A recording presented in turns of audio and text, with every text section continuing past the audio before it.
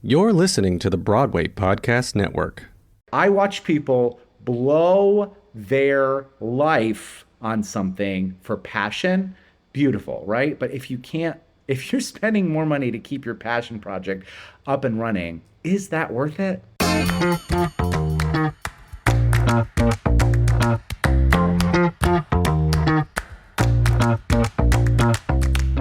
Hi, everyone. Welcome to Was It Chance, the podcast about embracing opportunity and taking intentional risk for your creative life. I'm Heather Vickery. And I'm Alan Seals. Heather and I started off as two perfect strangers who met by chance and embraced opportunity. Listen in as we chat with other successful people about the risks they've taken to put themselves on a path to creative success. Really? Listen, I've got the tail end of COVID voice still lingering in my throat. So you had to sound like a bro.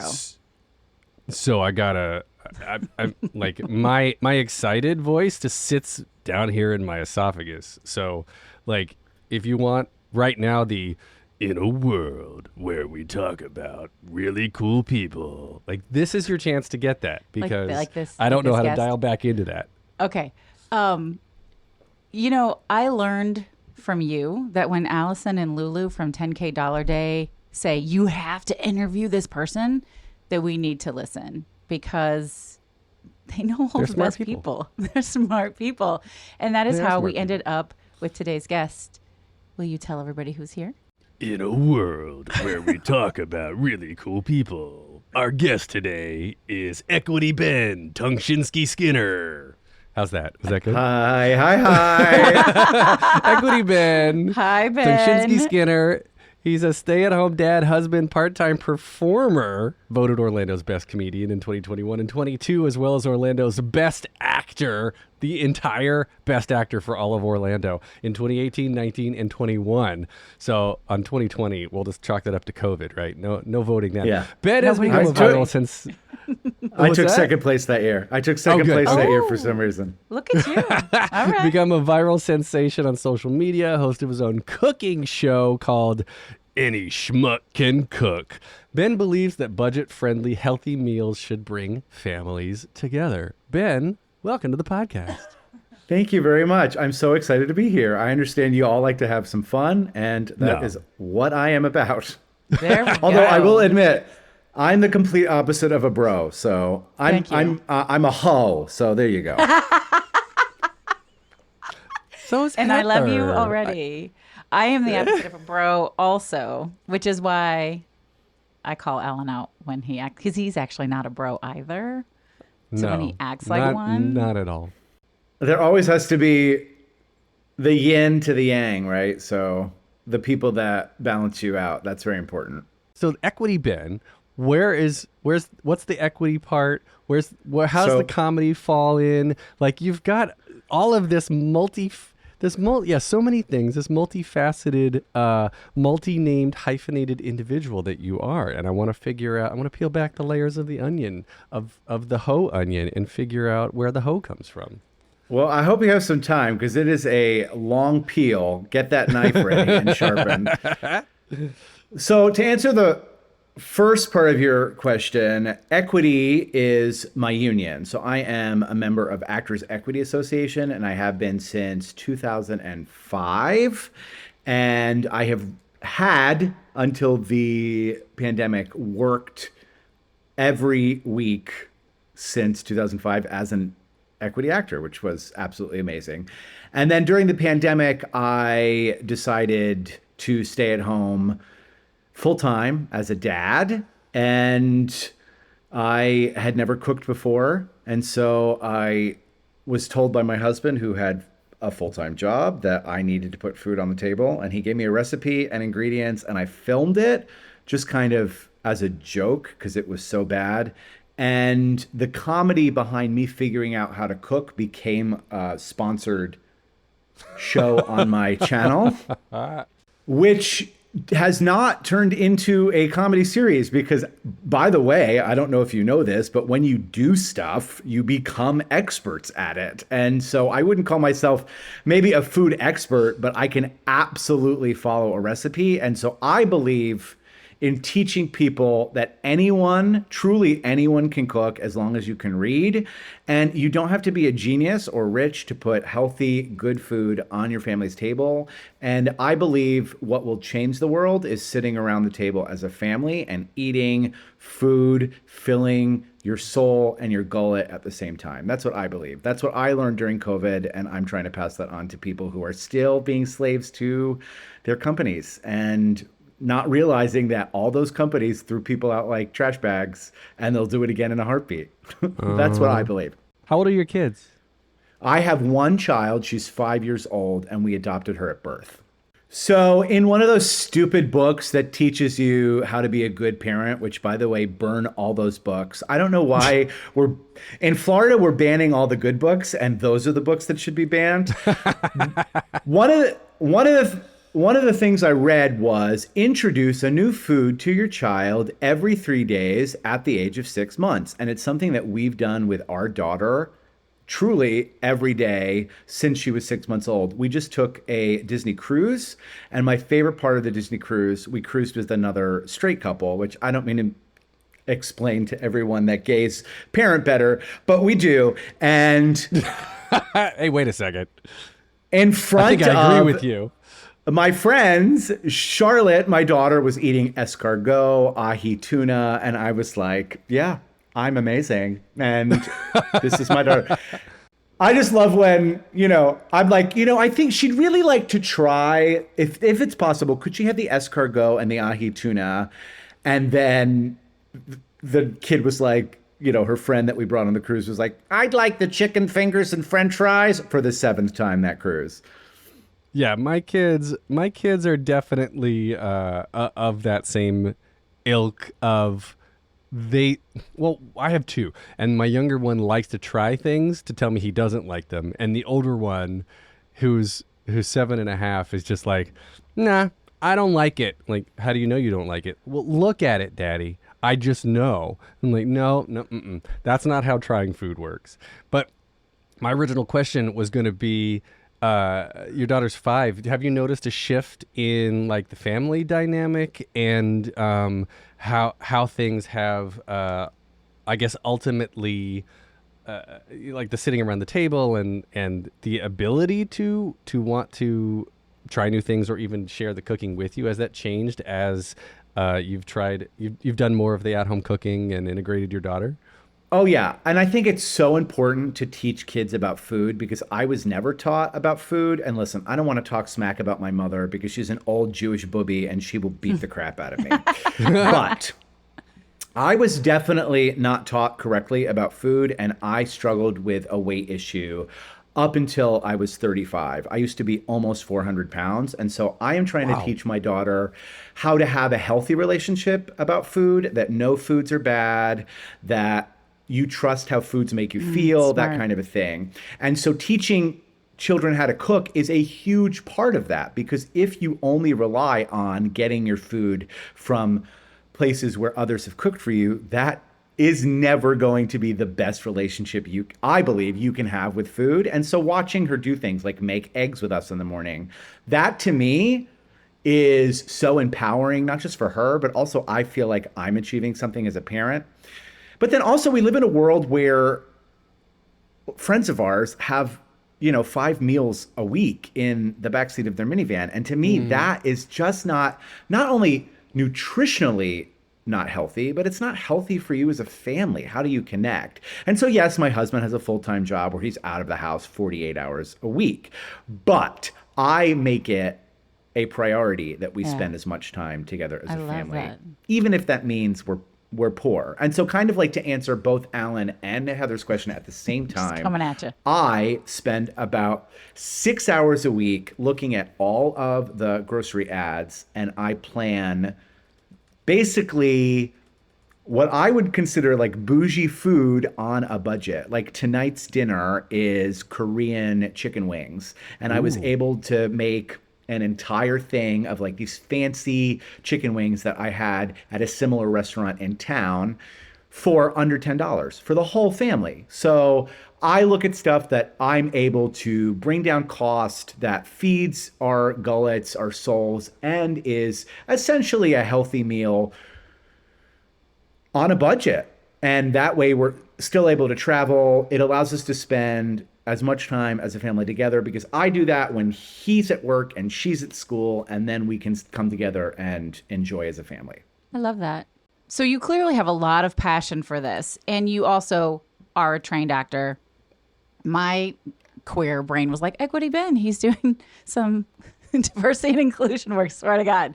So I was like, oh, it's theater. Well, no, I get it. Well, listen, like my profile picture, and there was like a while where I was really, I don't think the world should know I'm gay. I think they should just see me as the performer I am. And then I thought, we went through this whole kind of 2016, 2020, where people were uncomfortable painting my community in a negative light. And I said, no, I'm going to show the world who I am, and I'm going to advocate for equality through visibility. And so my profile picture is just rainbow and me, and it says Equity Ben. So of course people think it's just like, oh, that homo. Like, that's what I'm promoting. So I am fascinated that anybody, even with the skills and the training in acting that you have, is now making a living off of an Instagram live twice a week. I have to know, like, from a risk-taking standpoint, from an embracing opportunity standpoint, how the hell does that become a thing? During COVID, I became financially independent of my full-time acting gigs. And when I realized that, yes, leaving a full-time contract after almost 20 years in the acting business, which is an actor's dream, is risky, of course. But when I sat down and ran the numbers, because FYI, I am a Jew, I realized this is absolutely something we can do. And we have made a lot of financial decisions over the past almost 20 years as a couple that have allowed me to walk away from full-time work. For instance, we have solar on our house, so we don't have an electric bill. My husband drives an electric car that is charged by that solar. So when gasoline was $172 a gallon, we didn't buy a drop. Wow. And I work from home, so I drive this hybrid that sits in the driveway To and from school. No, No? we can walk. walk? We can walk to school. We could also take the electric car. What is it called? Golf cart to school. Pargo. That's whatever. Anyway, that's like the Slingshot. onset to. Yeah, I just roll her down the street in one of those giant inflatable balls. No, but we're very close to the school. Basically, the car is there for coffee runs if I absolutely need it, which we can walk to the coffee shop at like Starbucks, or if it's raining to pick her up. I very rarely use the car. In fact, I love it. there was 2 months where I didn't fill up the car at all for 2 months. Because we just use the electric car because I know it's not, obviously it's not free, but it's free. So we made a lot of those decisions where slowly but surely I realized that we were just stockpiling money for an emergency. And then COVID hit, and I was like, oh, look who was right. This was the emergency. How fortuitous. I love when people would always make fun of me. Like, really, you're stealing more sugar packets? And it's like, well, you never know. And like one of the things I've always done, and this is not a joke just to make you all laugh, but is whenever I go on vacation, I do things like take the toilet paper out of the hotel room, because why not? Like, there's no reason. It's just sitting there wrapped. Just put it in the suitcase, right? It's one roll of toilet paper. How much is that going to save you? $1. But then y'all were laughing at me when I was wiping my ass during COVID with no issues. And y'all were like, anybody got a spare sheet? Because my ass is chapped. And I didn't have to worry about that. Well, that's our cold open right there. No, it's not. No, it's not. My question though, so this podcast is all about like embracing chance, right? So COVID was not a chance that all of us planned for. I mean, maybe some of us stole toilet paper and sugar packets, and all of a sudden we're ready for it. But You had a gig. I don't know if you're allowed to say what your 20-year contract was, but walking away from that, yeah, that's a big deal to walk away from 20 years of stability and then all of a sudden start this brand new adventure that ends up working, right? So like was the walking away, was that a conscious decision of like, I'm going to try something new because of the pandemic? Or was it like, you know what, life just dried up and I have no choice. Now I will embrace this new chance. It was essentially a combination of both. I mean, watching people lose their parents and their family members and thinking to myself, you mean to tell me that I have to go back to work and be away from my family and watch my nanny raise my child, who was at the time under 2, Yeah. for the rest of my life? How selfish is it? How money hungry are we as a society where that's more important than being a family?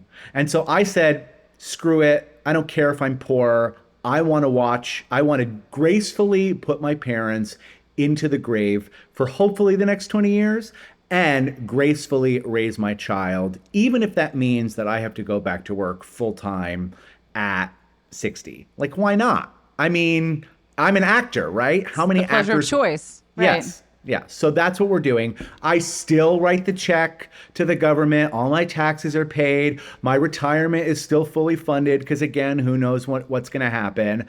But things have changed. I don't make double mortgage payments, right?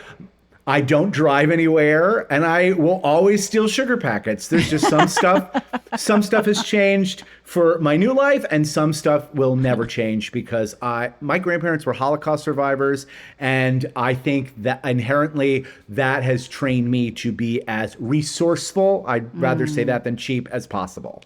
Yeah. How do you keep your equity card? You just pay the dues. You just have to pay the dues. They don't care if you're performing. Oh, I really thought you had to do a certain amount of jobs. Once you get your card, they just want your money. They don't care. They absolutely don't care. But also, one of my friends was like, hey, anyway, you'd want to play one of the dads in Mamma Mia this Christmas. And I was like, that sounds fun. So I don't know if I'm going to do it, but my card is there to protect me if it ends up happening. Plus, being 400 pounds my whole life, I would have never, ever thought I could be cast as something like that. So that would be something fun That would for be me a to do. fun role.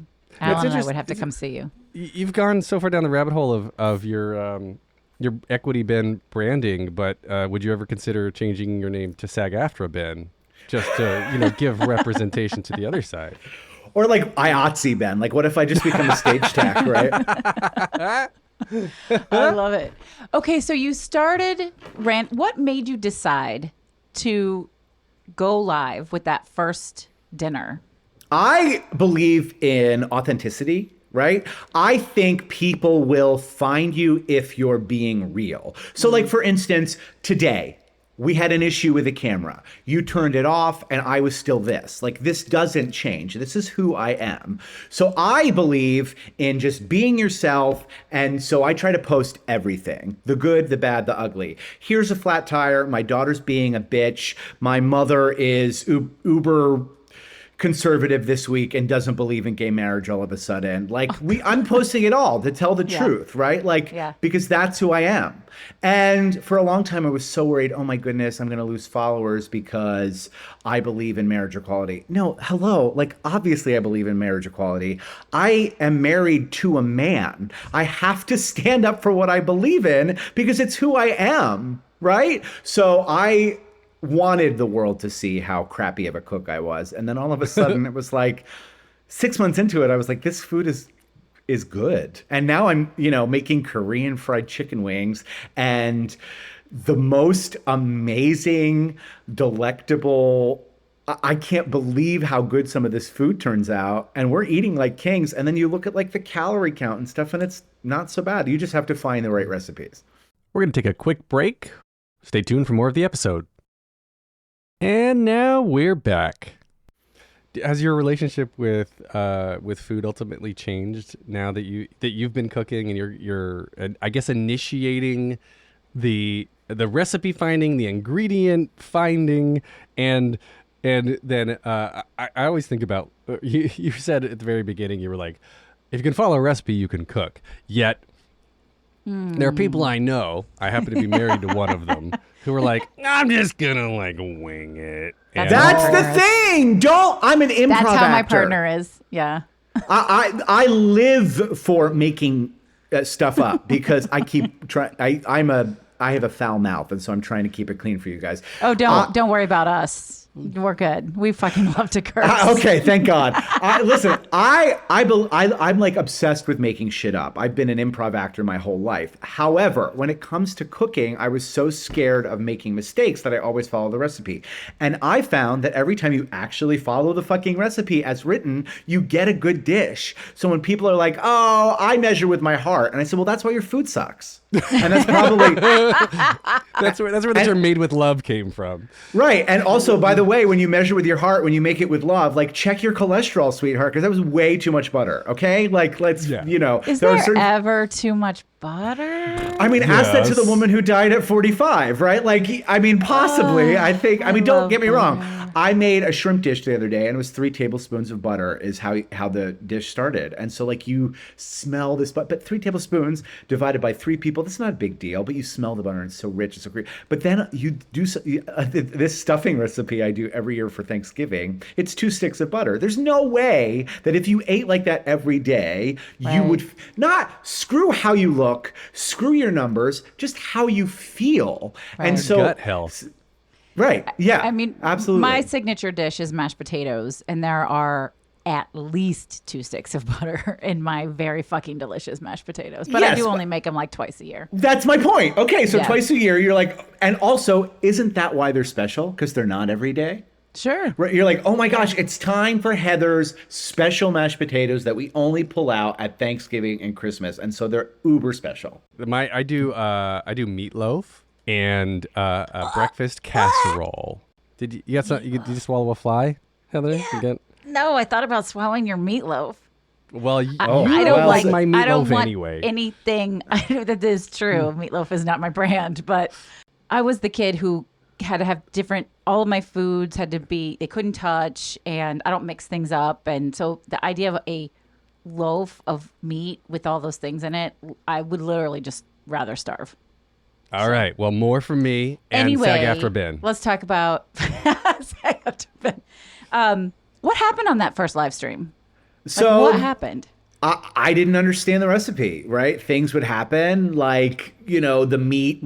How long do you cook the meat? How long do you put everything in the oven? Do you mix everything together? I was falling apart and posting everything, and people were, had never received that many. It was watched by 6,000 people. I was like blown away. Wow. Like I'd never seen that. And so I thought, okay, that was good. And then a lady messages me and she's like, hey, what if I paid you to do it again? And then I was like, what? To mess it up? no, just to cook again. She loved it that much. And I was like, Right. And then 6 months ago, some lady said the same thing. What if I paid you to do a grocery haul every week? And so then I thought, this is like sponsored content is where it's at. And people want their name out there. And then there are people that just want to support. So for 3 months, I worked with a seafood company, and all I cooked for 3 months was their product. And I cooked it in different ways. I found the recipes. I ran the recipes by them. And his business grew, and I had sponsored content on my page for 3 months. I worked with a realtor, and the realtor messages me afterwards and says, thank you so much. I'm so thrilled. We sold $2 million worth of product with you. And I was like, oh my God. But if you think that's 4 fucking houses, that's not that big of a deal. But in 3 months, for me to have passed on 4 clients, like he saw a reason Sure. so that's basically what became a thing. And, I watched my show yesterday. From start to finish, I watched it back and I thought to myself, like, this is so cocky, but I thought, oh, this is good. Like I enjoyed watching this, love and that. that felt Yeah. good. And Yeah. for a while, I was under contract with a producer from the Food Network. They were trying to put me on the channel, and nothing happened. There wasn't a yes, there wasn't a no. It just never came to fruition. And I'm still technically under contract with this producer, but for me, just signing that contract, technically twice, because now it's been 2 years, was enough for me to go, I made something, I created something, and it's successful. And 6,000 people watching a show, like that's for what we do, I think that's a big Yeah. fucking deal. Absolutely. So then the realtor part of it, though, do you cook in houses for sale? I don't Well, like that. it's not. It's not about that. Think about it, right? Like you watch King, what are the Thrones? I don't know. I'm trying to think of the HBO thing. Game right? of King, Game of Kingies.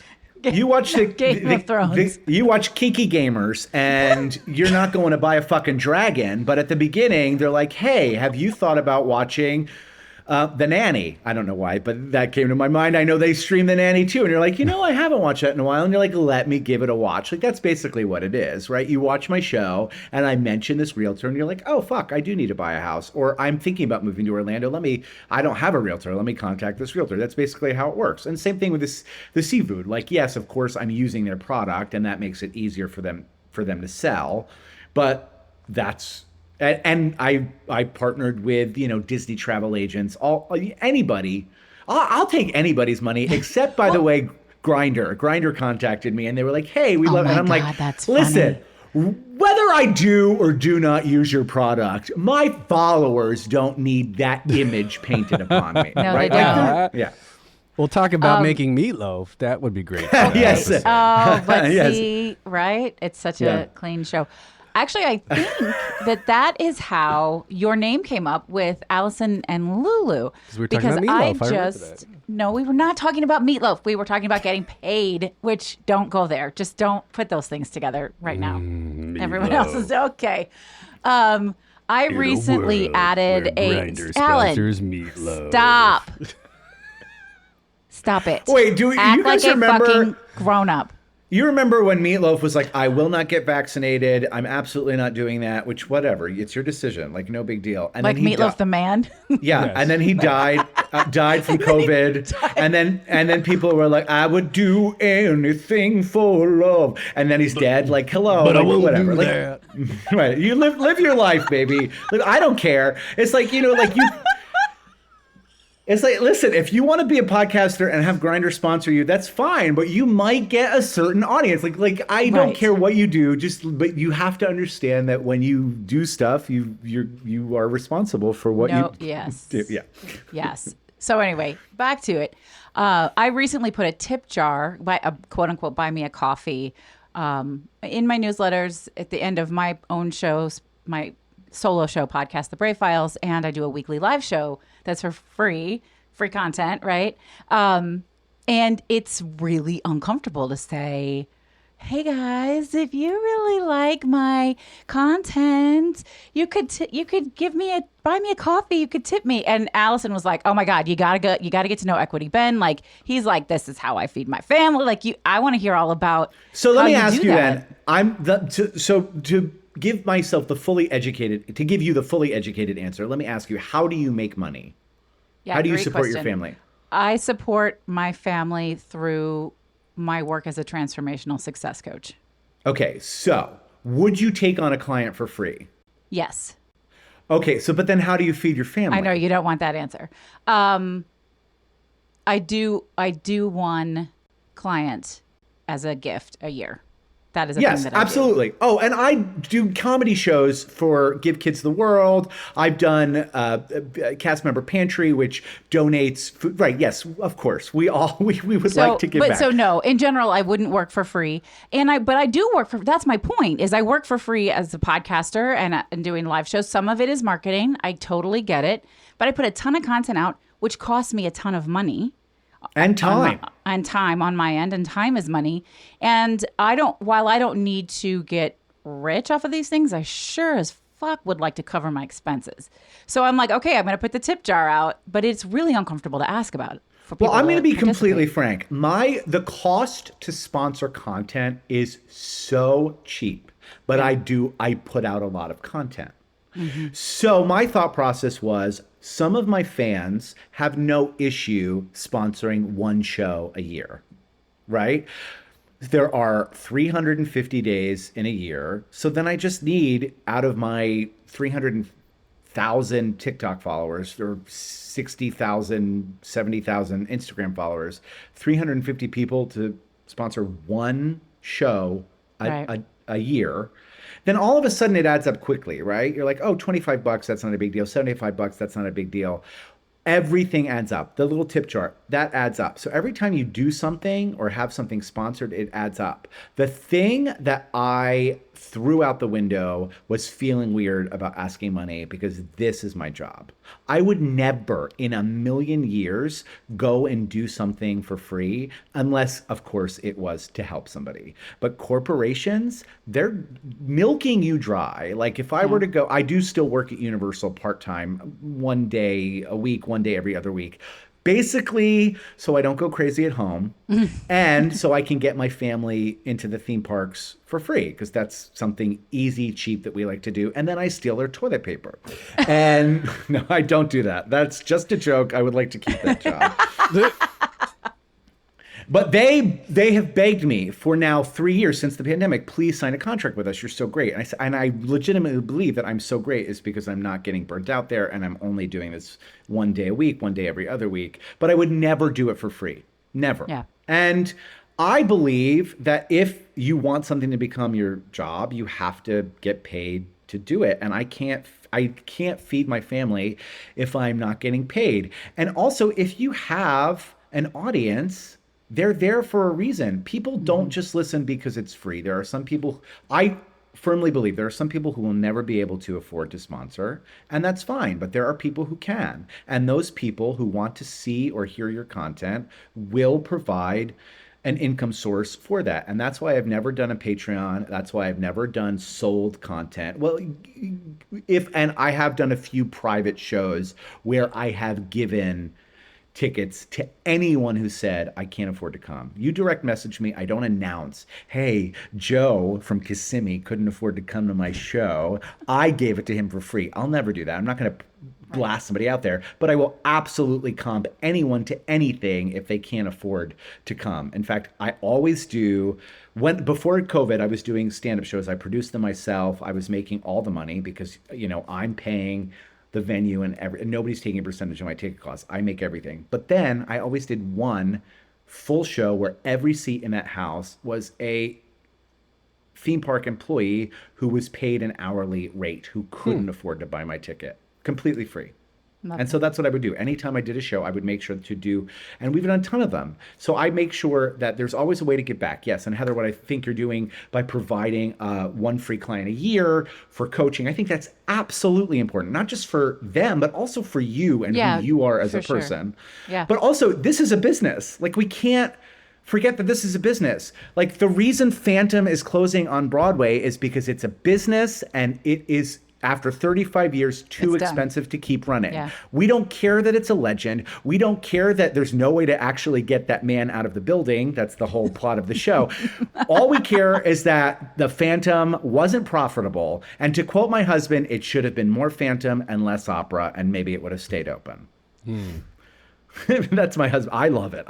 My first Broadway show. But even Phantom, right? This big, ballsy, giant show that has been so profitable for 35 years couldn't stay open. And so why would it if it's not making money, right? I watch people blow their life on something for passion.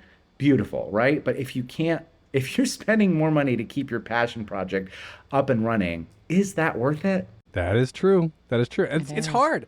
It's hard. So how then do you find a balance between the passion? I mean, I guess going back to the whole COVID thing and cooking, and now like you've transitioned from stage acting to Instagram performing, right? It is the thing. But Did you originally plan to go back to the way it was, and then all of a Yes. sudden, yeah? So you found Yes. but you found this new groove, and you're like, oh, I'm just gonna keep going with this. Within so the first 2 months, I was like, oh, I'm definitely going back. How could I turn that down? Like, that's so stupid. And then the third month, I taught my daughter her ABCs. She's 2. I taught her her ABCs. And I was like, oh, she was in school for a year and she didn't learn ABCs. She was home with me for 3 months. She knows her ABCs. I need to stay home with her. I'm not going to be one of those. And listen, I don't care if you are. I'm not going to be the homeschool dad, but I will definitely be the stay-at-home dad, and I will be in her class and I'll go on the field trips. I'm going to do all the things that she needs to do. And honestly, sitting down with her the other day and watching her read, she's 5, watching her actually read fucking words with tears streaming down my face. It's like, what is more important, to be the dad in Mamma Mia or to be home with my kid? And you have to make those decisions. And once in a blue moon, Yeah. you have to say, yeah, you know what? This month I need to be the dad in Mamma Mia. But I decided 3 months into COVID, I was like, no way I'm going back and giving my whole life to a company. Right. Giving my whole life to my family. And if I intertwine through gigs, that's fine. That happens. Every year, I grow this beard out. I dye it white. I have an amazing lace front Santa wig. And now, of course, it's so ironic. Oh my God, that we need pictures. Oh, yeah. I'll send you, pictures, no problem. Now I have to wear pregnancy belly, but whatever. You do what you do. Because you're not. Right. But also, we're Jewish. I don't have to worry about missing Christmas. Like, this is like this beautiful way of where, like, yeah, I'm still performing, but I'm not missing anything with my family. And that to me was more important. And let me tell you what, like, I've watched. So I know a guy working at Disney for almost 40 years as an equity actor. He was there before the union was there. And did he raise his kids? That's his question, not mine. But I don't know. I felt icky making that decision. So And I it's wasn't for going to. everyone to decide. To me, that's part of like, how are you going to embrace your opportunity and your risk and manifest the life that you want? You get to decide what the life that you want is. And that's what this whole show is about. All right, one more quick break. Hang on a second. All right, here's the rest of the episode. I love how you saw this sliver of a window of an opportunity and then the possibility that it provided for you, not just to stay home and stay present, but also to continue to make income and perform and do things that you love, and also learn about how to feed your so many dominoes have fallen because that window opened and you looked at possibility and you took that risk. Oh, completely. And I think that's life, right? The people that are successful in life have taken those risks, and the people that have played it safe are fine and they're living a life, but are they happy? Sometimes playing it safe for your whole life, is that going to make you happy? I don't think so. Like, I love my dad, but why did he have to discover happiness at 65 years old when he retired? Is that a good life? I don't know. Have just created a relationship with my father after 39 years. Is that what I want with my daughter? Absolutely not. Yeah. I would like to talk to my daughter about me rather than my daughter having to talk to a therapist about me. You know what? She's gonna have to go to therapy anyway. I just feel like all the Yeah. kids Oh, have she's got two gay dads, but she's so cool about it too. Listen, my favorite interaction with a bully online was, one of those motorcycle people who literally was a motorcycle person that was like, oh, your kid's going to get bullied because you're gay. And I was like, she's going to be the bully. You raise your kid your way. Like, I have to talk her down from being in people's business. I promise you, my daughter's not the issue. It's your kid that should be worried. But I wouldn't say that to anybody because I try not to be an asshole. I think that's true, though. It's very true. And actually, kids are very adaptable. Anyway, my older one is asking a lot of biological questions about how babies are made, and Tis the age. and he's like, Daddy, I don't believe babies come out of vaginas, because there's just babies are just too big. How do they come out of a vagina? I'm like, well, we could show you a video if you want, which I haven't yet. But it's painful. And he's like, well, I think it's better to have two dads. And I was like, oh, okay, cool. There you go. Well, I explained everything to my daughter, and then my daughter says, I don't want to be a mom. I said, well, my kids too. I have daughters. Yeah. She doesn't want a baby to come out of her vagina. She doesn't want a baby. She doesn't want her belly to be cut because she was a C-section. She doesn't want a baby to be cut open out of her. And I said, well, you were adopted. I said you could adopt a child if you want to be a mom that way. And so then she kind of went back and forth. Oh, maybe I do want to be a mom. This, that, and the other thing. I'm like, you're fucking 5. You don't need to be give it anything. a minute. Right? Yeah. Please slow down. And then she said to me the other day, Nicholas at school asked me to be his girlfriend, and I was like, fuck! Like, no. I said, I'm the only Democrat on the street who just bought a gun. Like, I was like, that's it. Who just bought a gun? I was like, I'm not ready for it. I'm not ready for it. But she's so, it's like this weird world watching her be the son. Like, she's like the kid of 2 men. And so she should be like advanced, and she's still a baby because we're home and present with her, as opposed to some of the other kids that are like being raised by the internet, right? It's just wild to watch. It's wild. It's cool. Her first word was teaspoon as well. 2 teaspoons. Okay. 2 teaspoons. Stick of butter. 2 Ben, stick of butter. I am curious. What is it like to be a social media influencer? What surprises you about that? And if people are listening and they're like, I want that, which, to be fully transparent, I do not. That does not appeal to me. Okay, so specifically, to be successful, you have to be authentic, which means answering people's questions without getting pissed off. And I am not 100% successful at that. I hate when people are like, oh, my word, that recipe looked amazing. Where do I find it? And it's like, the slide that you just responded to. There's a little button and it says recipe here. If you put your finger on that little button and you press it, the recipe will pop up on your screen. Mind blown. You lazy fuck. You have to say that nicely, right? But you can't. Then, of course, there's also tons of people that want to make money off of you, right? And some people are like, hey, I know you love this. Have you thought about partnering with me so I can do this? And it's like, well, and people get pissed, but you're like, I have an agent and they take care of that. And if you would like to partner with me, you have to go through this agent. And they don't like that answer because they see me as this small potato. And yes, I am a small fucking potato. I'm a fingerling, if you will. However, it still has to go through my agent, right? Like, but most influencers don't have an agent, right? Do they? I don't know. All I know, I was contacted. They liked my following. They liked... Really? And they wanted 20%, and I wanted to cut back on the workload, which is like finding the sponsors. I guess maybe they do. So I think they do. I know if I have one, then there are other people that definitely have sponsors. But also, like, for instance, I go viral a lot on TikTok, and I know that sounds cocky, but people like to post my videos on their pages, right? Because nobody wants to actually make content. They just want to use other people's content to stay famous. Companies like I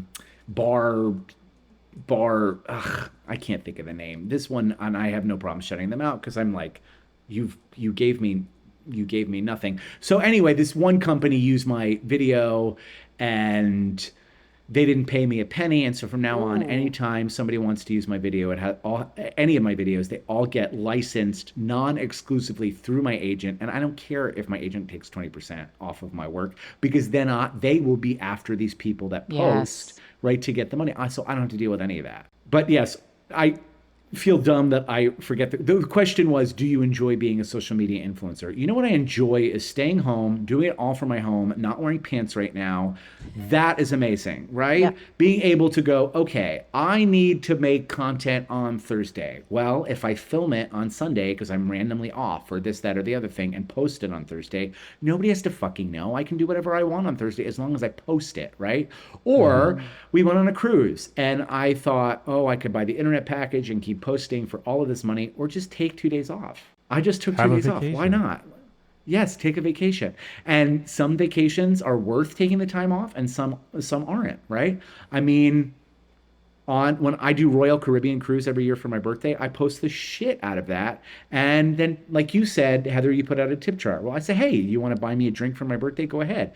When I say that, when I tell you that's literally like an entire month worth of my business comes from just people buying me a drink for my birthday. And it's so like I almost don't even want to say that because I still want people obviously to do it.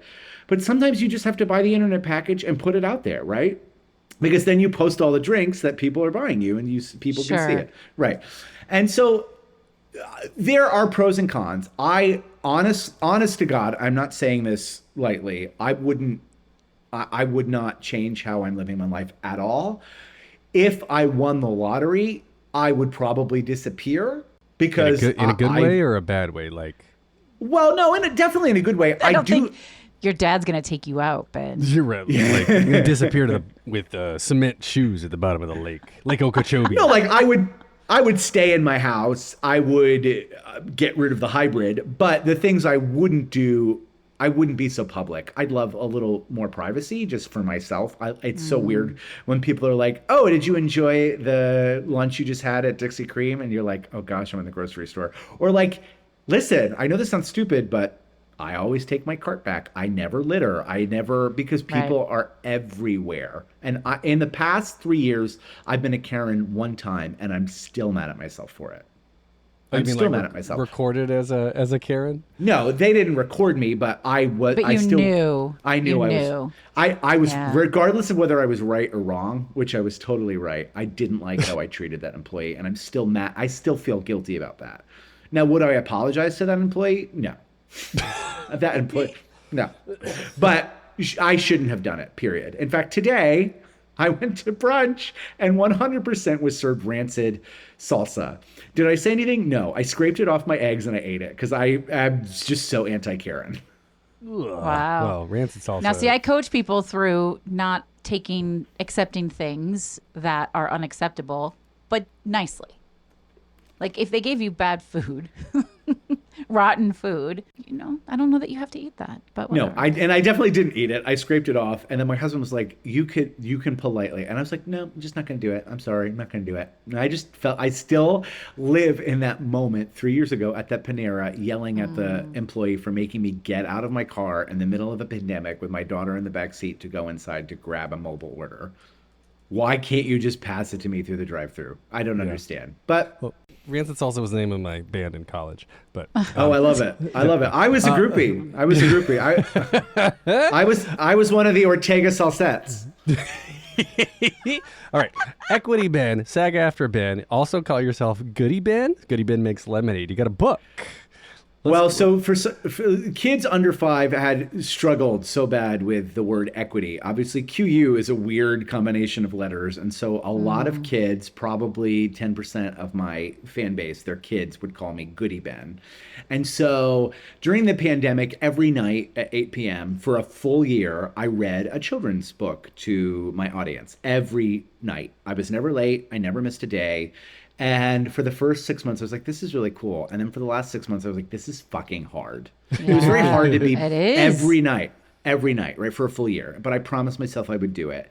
And then at the end of that 1 year, to commemorate 365 nights of reading, I had written and gotten published a children's book, and I called it Goody Ben Makes Lemonade. And it's my outlook on how kids can deal with possibly having a bad day and not letting that control your life. I love that. Well, so we'll wrap up with a question we ask everybody sort of at the end is what ultimately is your relationship with fear and failure? How do you how does that affect you? How do you let it affect you? I've given up fear and failure. Okay, No such thing, right? let's look at life, right? Okay. My grandparents survived the Holocaust, and I'm going to freak out because I wore the wrong socks with my shoes. Like, I'm going to let a panic attack. Absolutely not. When I'm on Yeah. the Peloton and I have a panic attack, I burn more calories. So why not embrace the fear? Like, let's go. Bring it on. Also, you know what's super weird? I know a lot of performers say once you get rid of the butterflies in your stomach, you should stop doing it for a living. But it's so easy when you don't have butterflies in your stomach. And maybe it's not as special of a performance to do, but don't you believe that sometimes the things you do, even your passion, can just be for money? Sometimes you can just do shit for money. And so who cares if there's no fear Sure. there? And why do we get scared, right? Like, what is the point? It's gonna happen. You're gonna do it. It's gonna fucking happen. And you might fail. And what's the worst thing that happens if you fail, right? Like, You learn. yeah, people have talked shit about me online. People have bullied me to my face. And relationships have ended. And it's like, who the fuck cares? I'm still here. I'm still happy. I'm still with my family. And that's all that matters. Now, the fear of like losing my parents or losing my spouse, yeah, of course that happens. But you can't embrace that every day. And Sure. so when my mother has to go to the hospital because she has treated her body like shit for the past 65 years, then, I get a little nervous. But when she's not in the hospital, life is great. And so really, that's the only time where I will let fear control me, is when I know that, there are things that inevitably will happen. But life is going to go on. And it's It going, is. and every time I freak out, it's fucking gonna happen. Like, life is gonna happen. You don't buy a house and think, oh, I will never have to replace the roof on this house. Ever.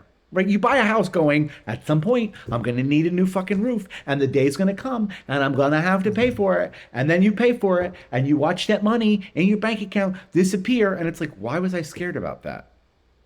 I paid for the roof, and now there's a new roof on my house. The end.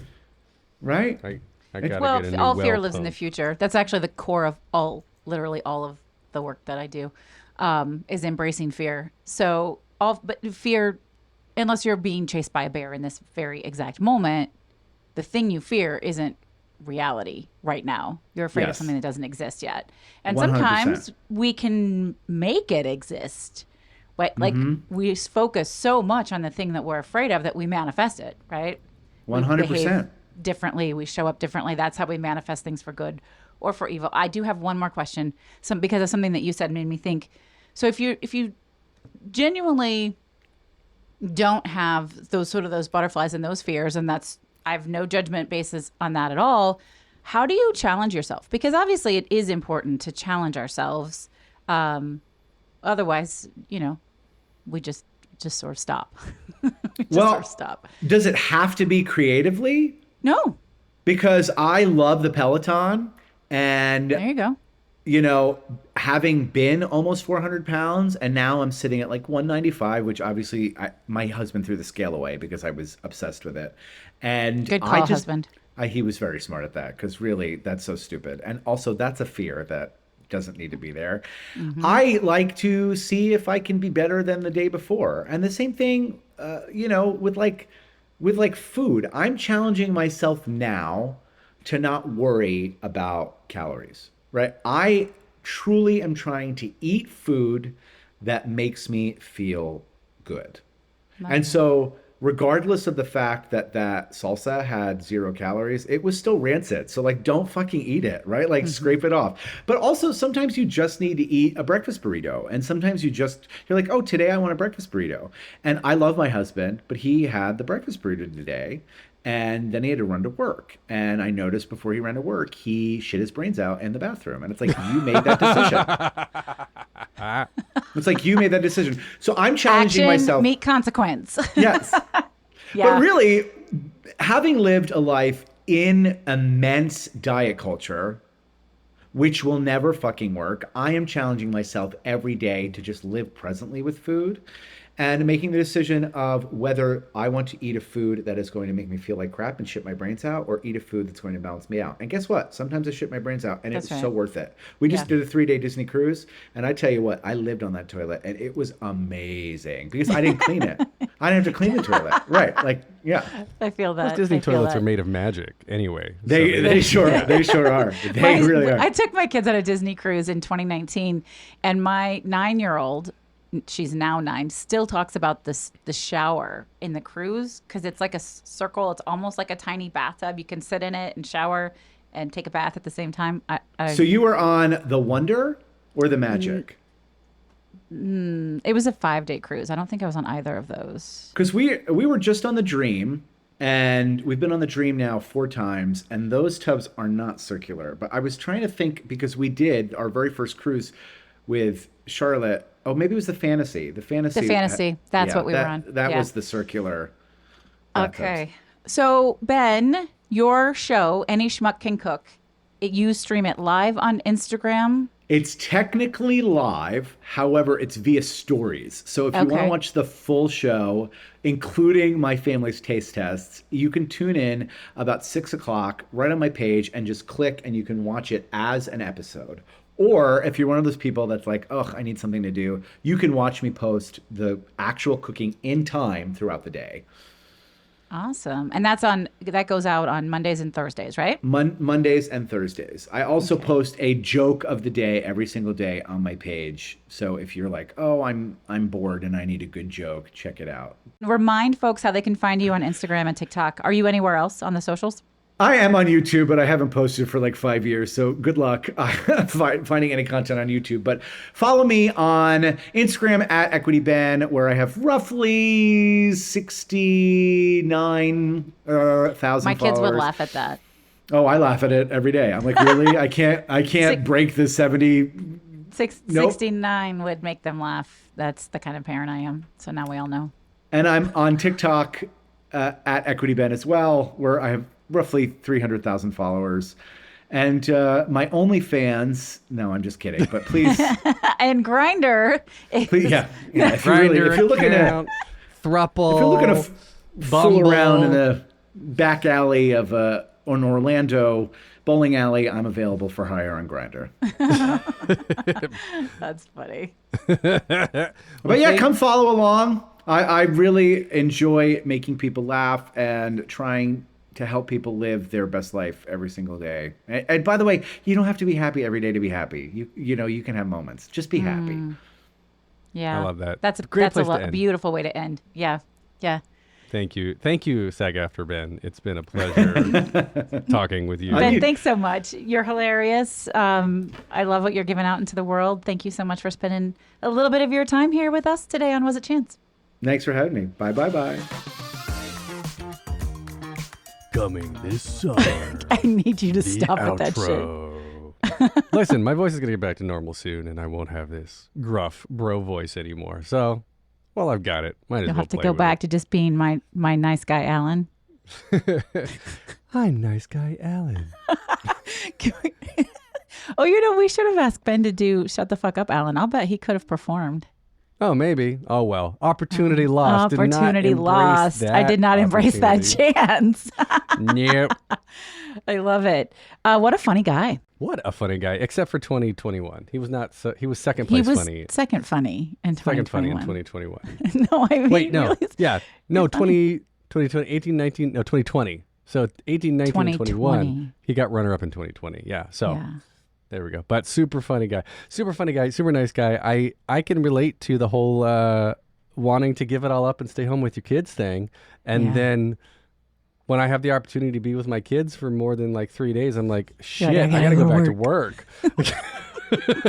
He's only got one, though, I feel like. Yeah, I guess maybe that's the Yeah. difference. When I do take one Yeah. kid out, like, well, we're starting to divide and conquer as they're getting older. So I take one kid out and like, they're totally different kids. Totally different kids. Even when I just have 2, for a while there, even just 3, like when there weren't all 4 of them, the dynamic is totally different. Mm-hmm. Yeah, for sure.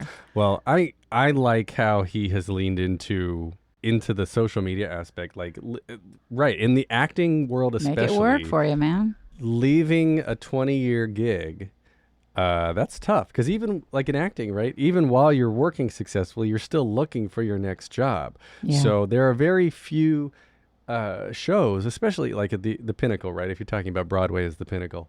And he even brought one up, Phantom. Phantom is closing. I thought Phantom would never close. Chicago, who knows what's going on with Chicago? But then you've got like Lion King, Aladdin. You've got some other staples of the industry. Like if you can get a job in Wicked, then in theory you've got a job forever. But you just Except never maybe not. know. You just except never maybe know. not. Not that I'm jinxing Absolutely. Wicked. I hope I know, I'll knock on right? wood. Don't do that. So I think what Ben is doing is really fun. He's totally leaning into what works, right? And social media is working. I have a love-hate relationship with it. It literally sounds like torture to me to record all of that stuff live and have to worry about it. But it works for him, and I think it's brilliant, and he's funny. And I think if it's something that excites you, it's a great format to follow. What if you record being tortured, so it's just all the same for you? Okay. I think that is the indicator that this has been a great episode of Was It Chance? We love it. We're glad you're here. I was going to gonna bring up the whole agent thing. I think that's fascinating. Actually, you should. Yes. Because I think he's right. You've got a following. You build a little bit of a name for yourself. And then there's influencer. But agents? that's the world we're in now. That's the new stunt casting, even on Broadway too. Stunt casting is not necessarily about being a TV or film celebrity anymore. It's about social media following. And there's some friends that I know that are in out of towns, like workshops and things, with people who have no performing experience except for being a TikTok influencer. And that's how they're bypassing, skipping the line, skipping paying their dues because they've created their fame and fortune through other means. It's fascinating. It's so fascinating. Yeah. It's so if you are an influencer agent or you know one, please contact us. I want to interview somebody who does that. I'm so serious. Why don't we get we'll ask Ben to introduce us to his agent. Why not? Yeah, we should do that. That would be a lot of fun. All right, putting that out there. I think what Ben is doing is really cool. You guys go and watch. I'm going to see if I can come up with some new recipes. My kids would not eat Asian chicken wings. To be fair, If I tell Jackson, my younger one, that anything is chicken, he'll eat it.